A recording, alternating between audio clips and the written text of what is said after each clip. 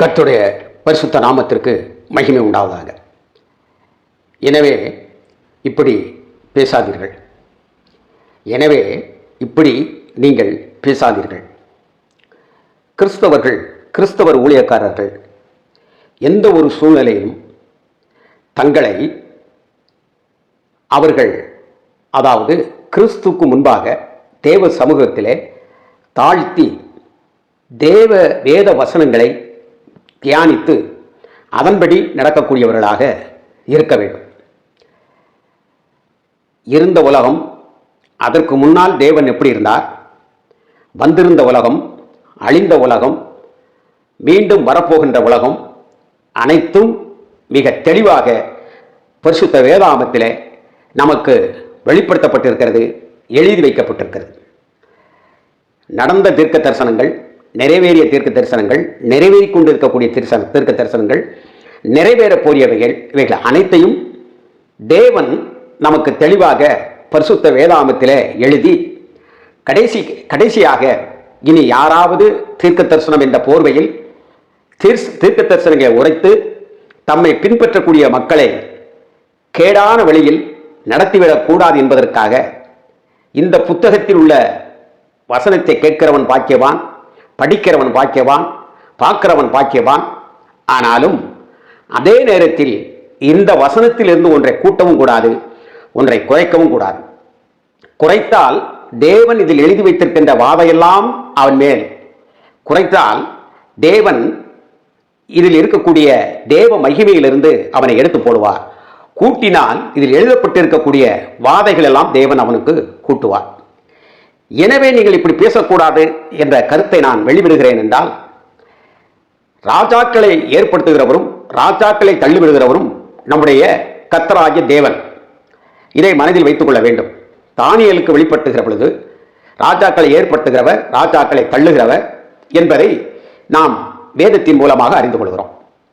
ஆகவே தேவனுடைய சித்தம் பரலோகத்திலிருந்து அனுமதிக்கப்பட்டாலுடைய எந்த ஒரு சூழ்நிலையும், ஏன் நமது தலை முடியிலிருந்து ஒன்று கூட கீழே விழ முடியாது என்று வேதம் மிக தெளிவாக வெளிப்படுத்தியிருக்கிறது.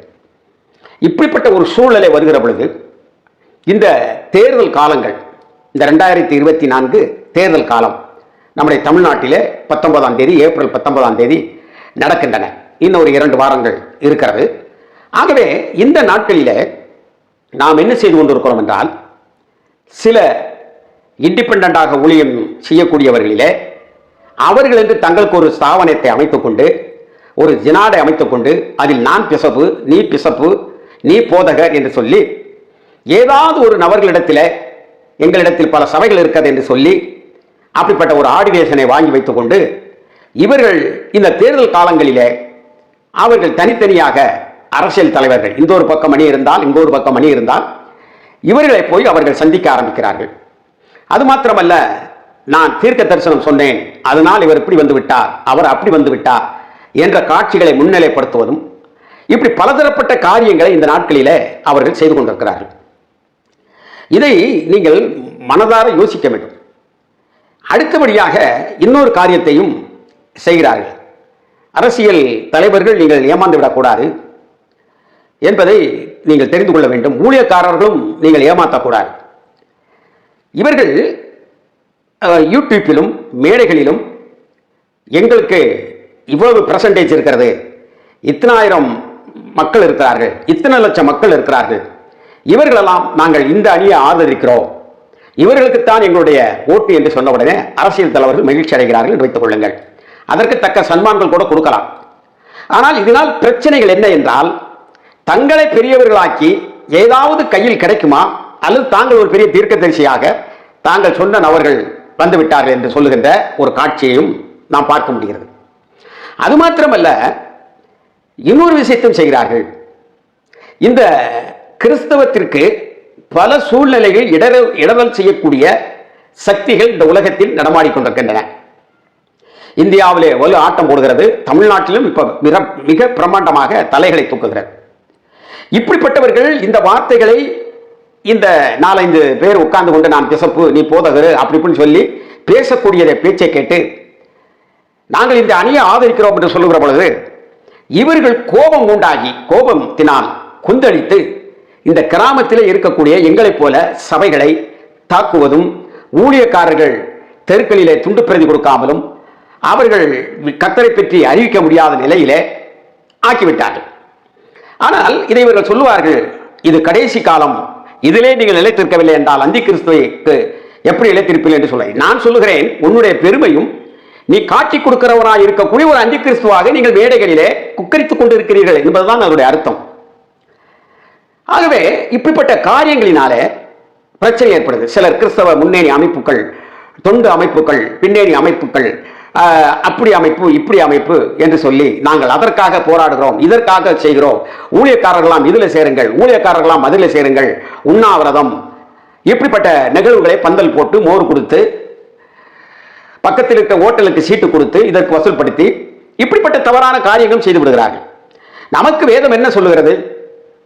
தாவீது அவ்வளவு பெரிய யுத்த வீரனாக இருந்தவர் கூட சொல்கிறார், இந்த திரளான மக்கள் நமக்கு விரோதமாய் எழும்பி வருகிற பொழுது தேவன் தாமே நம்மோடு, கர்த்தர் நம்மோடு இல்லவென்றால் நாம் பஸ்மமாய் போய்விடுவோம், நாம் ஒன்றுமில்லாமல் போய்விடுவோம் என்று அவ்வளவு ஒரு மாவரிய வீரன் சொல்லுகிற ஒரு காட்சியை நாம் பார்க்கிறோம். ஆக மனிதனுடைய கூப்பாடுகள், மனிதனுடைய இதுகள், இவர்கள் கோஷம் போடுவது, இந்த படை போதுமா, இன்னும் படை வேணுமா என்று கடந்த நாட்களில் சில காரியங்களை நான் நேரடியாக போது பார்த்திருக்கிறேன். இப்படி அமையப்படுவதனாலே ஒரு புண்ணியமும் இல்லை. நம்முடைய போராயுதங்கள் ஆவிக்குரிய போராயுதங்கள். காத்திருப்பது, பொறுமையோடு இருப்பது, தேவ சமூகத்தில் நமக்கு விரோதியாக இருப்பவர்களுக்கு ஆகவும் கூட அவர்களுக்காகவும் ஜெபித்து அவர்கள் நம்மை பற்றி கொண்டிருக்கக்கூடியதான தேவையற்ற உணர்வுகளை அவர்களிலிருந்து எடுத்து விடுவது. ஒரு தங்கம் களிம்போடு வெட்டப்பட்டிருந்தால் கூட அதனுடைய களிம்பை நீக்குகின்ற பொழுது தங்கமாக மாறிவிடும்.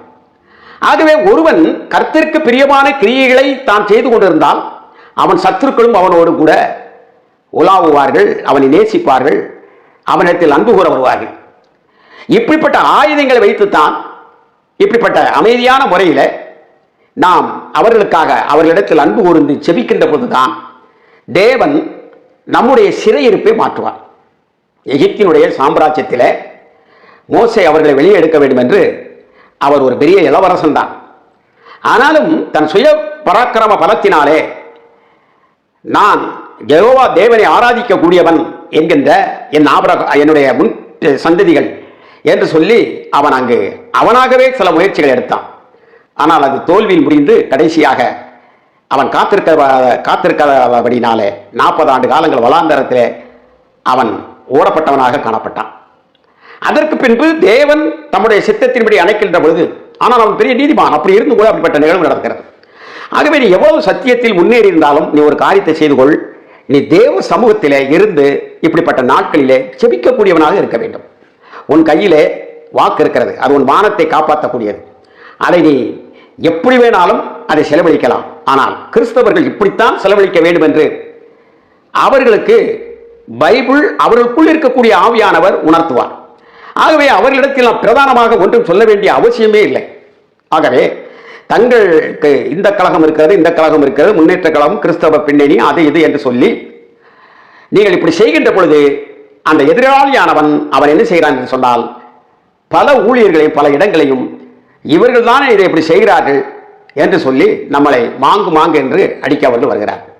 இதே ஒரு ஆவிக்குரிய யுத்தமாக இருந்தால் அவர்கள் தோல்வி அடைந்து விடுவார்கள். இதை மனதில் வைத்துக் கொள்வது மிக மிக அவசியம். நம்முடைய ராஜா வருகிறார், மகிமையாக நம்ம ஆட்சி செய்ய அந்த காலத்துக்காக காத்திருக்கிறோம்.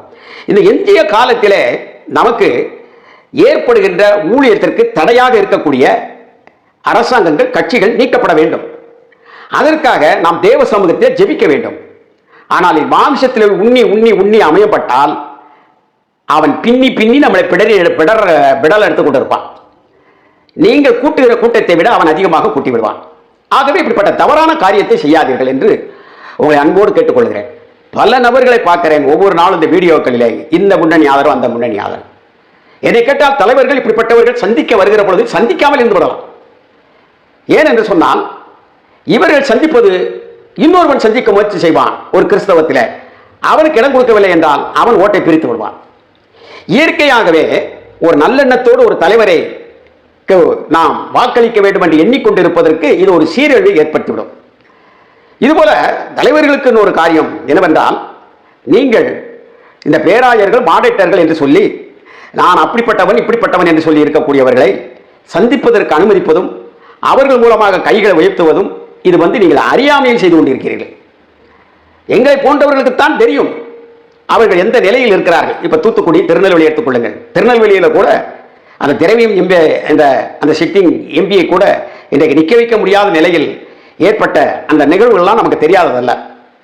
இதுபோல தூத்துக்குடி இந்த பகுதி இதிலே பார்த்தால் 2 கோஷ்டிகளாக கிறிஸ்தவர்களை அவர்கள் சண்டை போட்டுக்கொண்டு அவர்கள் பிரிவினையாக இருக்கிற பொழுது இதை ஏதோ ஒரு கோஷ்டியை சார்ந்தவராக பிஷப் அவர்கள் வருகிற பொழுது அவர் கையை உயர்த்தி அவருக்காக அவர் நம்மை ஆசீர்வதி போல ஜெபித்து விட்டால் இயற்கையாகவே இதை 2 குரூப்புமே உங்களுக்கு போட வேண்டியது என்று ஏதோ ஒரு தலைவர் போட வேண்டியது என்ற முறையில் இருக்கிற பொழுது இவன் ஜெயித்து விட்டால் அந்த ஊர் நிலவரத்தின் அடிப்படையில் இவன் ஜெயித்து விட்டால் நம்மை அவன் பல வகையிலும் நமக்கு விரோதமாக இருப்பான், ஆகவே எதிரணிக்கு போட்டு விடுவோம் என்று போட்டு விடுவார்கள். ஆகவே ஜெயிக்கின்ற வாய்ப்பு ஒன்று கூட குறைவாக ஆவதற்கு வாய்ப்புகள் இருக்கின்றன. ஆகவே இந்த பிசப்புமார்கள், இந்த போதகர்மார்கள், பெரிய பெரிய ஆளுகள் என்று வரக்கூடியவர்கள் சொல்லுவதை இந்த அரசியல் தலைவர்கள் இந்த நாட்களில் கவனத்தோடு இருக்க வேண்டும். அங்கு என்ன நடந்து கொண்டு இருக்கிறது, ஏது நடந்து கொண்டு இருக்கிறது, இவர்களால் நமக்கு எந்த வழியிலே லாபம் நஷ்டம் என்பதை ஆராய்ந்து பார்க்க வேண்டும். ஊழியக்காரர்களுக்கு நான் சொல்லிக் கொள்வேன் எச்சரிக்கையாக, நீங்கள் இப்படிப்பட்ட காரியங்களை செய்யாதீர்கள். உங்களால் கிறிஸ்தவர்களுக்கு பெரிய இழுப்புண்டாகக்கூடிய அளவில் ஏதோ ஒரு காரியத்தை செய்து கொடுக்கணும் நினைக்காதீர்கள். எங்களிடத்தில் சில அமைப்புகள், ராமநாதபுரம் அமைப்பு, அந்த அமைப்பு, சிவகங்கை அமைப்பு என்று சொல்லி நீங்கள் இதில் சேருங்கள், நாங்கள் அப்படி பேசுவோம், நாங்கள் இப்படி பேசுவோம்ட்டு வந்து ஒரு காலகட்டத்தில் டிசம்பர் 23 அந்த ஊழியத்தை நான் தான் ஆரம்பித்தேன். இப்போது அருமையாக ஒரு தம்பி செய்து கொண்டிருக்கிறார். அந்த தம்பி செய்து கொண்டிருக்கக்கூடிய அவர் ஒரு வீடு கஷ்டப்பட்டு ஒரு இடத்தை வாங்கி கட்டி அதன் மேலே ஒரு செட்டு போட்டு அதை அவர் ஒரு திறப்பலா என்று வைத்தார். நான் கூட சொன்னேன், திறப்பலா என்பதை ஒரு பிரமாண்டமாக வைத்து விடாதீர்கள். 2, 3 பேர் 4, 5 பேர் ஜெபித்து அதில் இருந்து கொண்டு ஜெபம் பண்ணி ஜனங்களை நீங்கள் உள்வாங்கிக் கொள்ள பாருங்கள், நன்மை செய்வதன் மூலமாக, கிரியின் மூலமாக என்றேன். ஆனால் அவர் அதை சரியாக அவர்கள் எடுக்கவில்லை. வைக்க வேண்டிய தன்னுடைய ஸ்தாபனத்துக்கு ஒரு பிரமாண்டமாக காட்ட வேண்டும் என்று அவர் செய்துவிட்டார். அது தவறு அல்ல. எப்பொழுதுமே இந்த கிறிஸ்துமஸ் காலங்களிலே ஒரு விருந்து அவர் போடுவார். அதுபோல அன்றைக்கு ஒரு சின்ன செட்டு மாடியில் போட்டிருக்கிறார். அதை திறந்து ஊழியர்காரர்கள் பல பேர்களை, 100கணக்கான பேர்களை வரவழைத்து சாப்பாடு போட்டு நல்லா அவர் செய்கின்ற பொழுது கொஞ்சம் வெள்ளமா கூவிட்டாங்க நம்ம கிறிஸ்தவ ஆட்களும். ஒரு அமைதலாக இருந்து ஜெபித்து தேவனை துதித்து மகிமைப்படுத்துவதை விட்டு உண்ணி அமையப்பட்டு, அதற்காக நமக்கு அந்த உரிமை இல்லை என்று சொல்லவில்லை. ஆனால் இடம், பொருள், ஏவல் இவைகள்லாம் பார்க்க வேண்டும். பக்கத்தில் இருக்கக்கூடிய கிராமத்தில் இருக்கிறவர்கள்லாம் 50 பேருக்கு மேல கொடியை பிடித்துக் கொண்டு அந்த அமைப்பை சார்ந்தவர்கள் பெரிய பிரச்சனை வந்து விட்டார்கள். கீழ் பிராஞ்சிலிருந்து போலீஸுகள் அவர்கள் துப்பாக்கி வர, இன்னும் டிஎஸ்பி இன்ஸ்பெக்டர் இவர்கள்லாம் வந்து அந்த பொங்குன சாப்பாடை கூட ஒழுங்காக சாப்பிட விடவில்லை. இப்போ எப்படியோ கொஞ்சம் விவரமுள்ள ஆள்களாக இருந்தபடினால் பேசி அதை சரி செய்து வந்தால் கூட அந்த இடத்தில் தொடர்ந்து ஆராதிக்க முடியவில்லை. ஏன் சொல்ல போனால் அந்த சகோதரன் கஷ்டப்பட்டு கட்டி அந்த வீட்டில் கூட வசிக்க முடிய அளவிலே ஒரு வேதனையை உருவாக்கி வைத்து விட்டார்கள். ஆகவே தேவையற்ற விளம்பரங்களை நீங்கள் எந்த ஒரு அரசியலுக்கும் செய்து விடாதீர்கள், தலைவர்களுக்கு செய்து விடாதீர்கள். அவர்கள் தோல்வி முகத்தோடு தோண்டு போய்விடக்கூடாது. அது உங்களால் ஏனென்றால் நீங்கள் வார்த்தைகளை மீறுகிறீர்கள், அவர்களுக்காக நீங்கள் செவியுங்கள். அப்போ இவர்கள் என்ன செய்தார்கள்? நாங்களாச்சு நீங்களாச்சு என்று சொன்னவர்கள் போலீஸ் ஸ்டேஷன்லாம் போனோம். போலீஸ் வர சொல்லியிருந்தார் அந்த கட்டடம் சம்பந்தமாக, அந்த சபை விஷயமாக. அங்கே போனால் அவர்கள் அப்படி இப்படி சொன்னார்கள். வெளியே வந்து 10-20 ஊழியக்காரர்கள் வைக்கலோடு வந்தவர்கள்லாம், இங்கே ஏன் செட்டு போட்டிய, ஏன் நீங்கள் ஏன் பாட்டு போட்டிய, அப்படி போட்டிய இப்படி போட்டிய, அதுதான் நமக்கு தெரியுமே, அதை நானே தான் சொன்னேன். நீங்கள் அப்படி செஞ்சிருங்க இப்படி செஞ்சிருக்கேன்ட்டு போனவங்க. அதுக்கப்புறம் ஒரு ஆளும் வரல. நல்லா தெரிஞ்சுக்கோங்க, உங்களால் ஒன்றுமே பண்ண முடியாது. இந்த உலக பிரகாரமாக ஒரு அமைப்பை வைத்துக் கொண்டு நான் அதை சாதித்து விடுவேன் இதை சாதித்து விடுவேன் என்று நினைக்காதீர்கள். தேவ சமூகத்தில் முழங்கால் போடுங்கள், ஜெபியுங்கள், நல்லதை செய்யுங்கள், நல்ல கிரியைகளை செய்யுங்கள், நல்லவர்களாக வாழுங்கள், பசித்தவனுக்கு உணவு கொடுங்கள். இப்படிப்பட்ட நல்ல காரியங்களை நீங்கள் செய்கின்ற பொழுது கிறிஸ்து உங்கள் மூலமாக பிரகாசிப்பதை கேட்டு அவர்கள் தானே வருவார்கள். துண்டு பிரதி கொடுப்பது அல்லது வீதியிலே நின்று பிரசங்கம் பண்ணுவது இவைகளை வேணால் அவர்களால் தடுக்க பண்ண முடியும். ஆனால் நீங்களும் நானும் இயேசுவை போல ஒரு கிரியை, நம்முடைய கிரியைகள் இயேசுவை போல இருக்கத்தக்கதாக இயேசுவை போல மாறுவதற்கு அவர்கள் தடை செய்ய முடியாது. அப்படி மாறினால் இயேசுவின் பின்னால் ஓடி வந்த மக்கள் போல மக்கள் திரளாக ஓடி வருவார்கள். இதை மனதில் வைத்துக் கொள்ள வேண்டும்.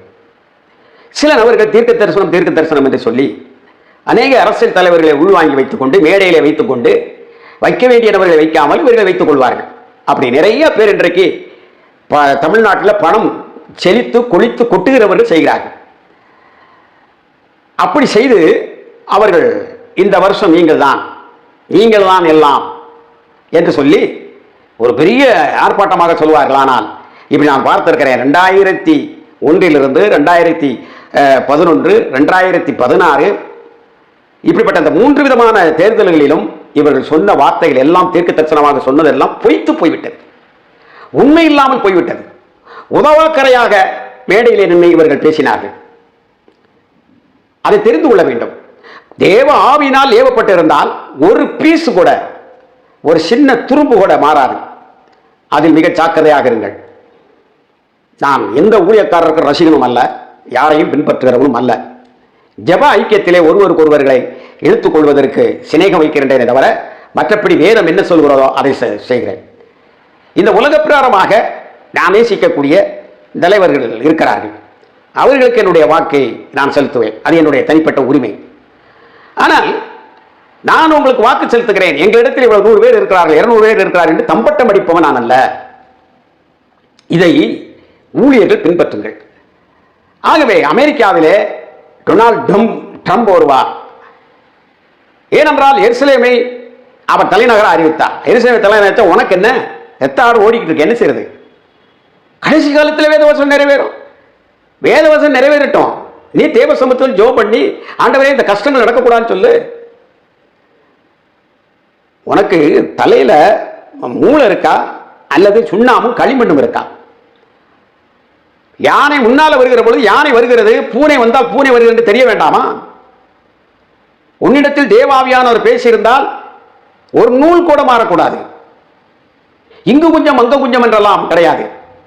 குடுகுடுப்ப கோடாங்கியோட சாமக்கா கோடாங்கி மாலை அடித்துக் கொண்டு பேசுவதல்ல தீர்க்க தரிசனம். ஒரு சொல்வர் சொல்கிறார், டிவி நடத்தி கொண்டு இருக்கிறவர் சொல்கிறார். அவர் எப்படி சொல்கிறார் என்று சொன்னால், நான் பரலோகத்தை போனேன். அந்த அவங்கெல்லாம் என்ன செய்வாங்க அப்படின்னா, ராத்திரி பழைய கடைசி வண்டிக்கு போயிட்டு, சில பேர் இருக்காங்க கடைசி வண்டிக்கு போயிட்டு அங்கே ஆண்டோட்ட பேசிட்டு முத வண்டிக்கு கீழே இறங்கி வந்து நம்மகிட்ட தீர்க்க தரிசனம் சொல்றவங்க இருக்காங்க. அது இந்த டிசம்பர் மாதம் ஆயிடுச்சுன்னா நிறைய சொல்லுவாங்க. இந்த தேர்தல் காலத்திலே சொல்ல ஆரம்பிச்சிட்டாங்க. இதே மாதிரி இன்னொரு ஆள் இருக்கிறாரு. அவர் பனின்னு பார்க்கற கிடையாது, வெயிலும் பார்க்கற கிடையாது, இரவுன்னு பார்க்கற கிடையாது. எப்போ வேணாலும் வண்டியில் போயிருந்தார், மேலே போயிருந்தார் பரலோகத்துக்கு. போய் என்ன எழுதிக்கிட்டு இருக்கீங்க, என்னமோ சித்திரகுப்தன் எழுதுற மாதிரி என்ன எழுதிக்கிட்டு இருக்கீங்க? இல்லை அமெரிக்காவில் டொனால்டு ட்ரம்ப்னு எழுதி வச்சிருக்கேன். அப்படியா அப்படி அவர்கள் வந்து சொல்றாரு. இப்படி பாருங்க, பல வகையிலும் பிதற்றல் உள்ளவர்களாக இருக்கிறார்கள். இயேசு கிறிஸ்து சொன்னார், அதாவது பரலோகத்தில் இருந்தவரும் பரலோகத்தில் இறங்கினவரும் பரலோகத்துக்கு ஏறினவரும் மனுஷகுமாரன் இல்லாமல் ஒருத்தருமே அல்ல. நீ ஒருவேளை பரலோகம் என்கின்ற ஒரு பிரதேச பேர்த்தினா, பேதர் ஒரு ஆள், அதுக்கு பவுல் ஒரு ஆள் விதிவிலக்காக இருக்கிறார். அதுவும் நம்ம ஆராய்ச்சி செய்ய வேண்டிய இருக்க ஒரு விதிவிலக்காக இருக்கிறார். நீ இப்ப திரும்ப வரவே கூடாது. மறுபடி வந்து அங்க அப்படி வந்து நீ வாட்டுக்கு அண்டப்புழு ஆகாசப்புழு பிடித்துக் கொண்டிருக்கிறாயே. பரிசுத்த வேதாமத்தில் இருக்கக்கூடிய வேத வசனத்தின் மூலமாக பரலோகராஜ்யத்தினுடைய சட்ட திட்டங்கள் இந்த பூமியில் நாம் எப்படி நடக்க வேண்டும் என்று தெளிவாக விளக்கியிருக்கிறதே. ஏன் நீ இதெல்லாம் செய்கிறாய் என்றால், உன்னை நீ மேன்மைப்படுத்திக் கொள்ள, உன்னை உயரமாக்கிக் கொள்ள, பணம் பறிப்பதற்கு, பதவி வாங்கிக் கொள்வதற்கு. இதனால் நடப்பது என்ன தெரியுமா? நீ யாரை சொல்லுகிறாயோ அவர்களெல்லாம் பொய்யா சொல்லுகிறபடினாலே தோத்து கொண்டிருக்க, அல்லது ஏதோ உணர்ச்சிவசப்பட்டு தோத்து கொண்டிருக்கிறார்கள் நீ சொல்லுகிறபடினாலே. ஆகவே எனக்கு அன்பானவர்களே, இப்படிப்பட்ட ஊழியங்களை செய்து கொண்டிருக்கக்கூடிய போதக பிதாக்களே, பெரியவர்களே, நீங்கள் மிக ஜாக்கிரதையாக இருங்கள். ஆகவே பல பாடுகளும் இடையூறுகள் மத்தியிலும் பிரச்சாரங்கள் செய்து கொண்டு தாங்கள் ஜெயிக்க வருகிறவர்களை, அவர்களுக்கு ஓட்டு போட வருவதை இரண்டாக பிரிக்கக்கூடிய அளவிலே நீங்கள் மாநாடு, அந்த நாடு, இந்த நாடு என்று நடத்தி உங்களுடைய சொந்த மேல் பெருமைக்காக அல்லது பணத்தாசைக்காக எதையும் செய்து, எனவே நீங்கள் இப்படி பேசிவிடாதீர்கள். நீங்கள் செய்ய வேண்டியது ஒன்றே ஒன்று, ஜெபம் பண்ணுங்கள். உங்களுக்கு உரிமைப்பட்டவர்களுக்கு நீங்கள் சொல்லுங்கள். ஆனால் வெளிப்படையாக தேவையற்ற செயல்களை செய்து கீழ்த்தட்டில் இருக்கக்கூடிய ஊழியக்காரர்கள் நாங்கள் பாதிக்கப்பட்டது போல பாதிப்புக்குள்ளாக செய்துவிட வேண்டாம் என்று இருகரம் கூப்பி உங்களை அன்பாக கேட்டுக்கொள்கிறேன்.